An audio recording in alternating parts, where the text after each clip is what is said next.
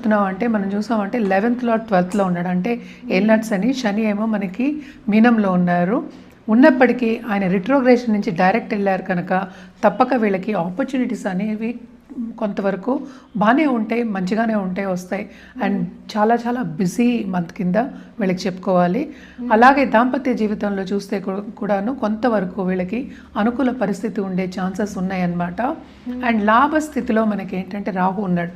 So online business చేసేవాళ్ళు కానీ, లేకపోతే బయట చదువుకుని ఇప్పుడే కంప్లీట్ చేసిన వాళ్ళందరికీ తప్పక ఉద్యోగ రీత్యా నిరుద్యోగులకి కొంతవరకు ఉద్యోగ అవకాశం వచ్చే ఛాన్సెస్ ఉన్నాయన్నమాట.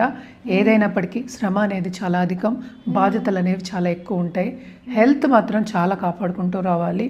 వీళ్ళకి ఏంటంటే టైంకి, అంటే టైం పాటించడం అనేది చాలా చాలా ఇంపార్టెంట్ అనమాట. అదొకటి కాకుండా క్రియేటివ్ రంగంలో ఉన్నవాళ్ళు, ఎస్పెషలీ ఏంటంటే మనకి ఆర్ట్ రంగంలో ఉన్నవాళ్ళు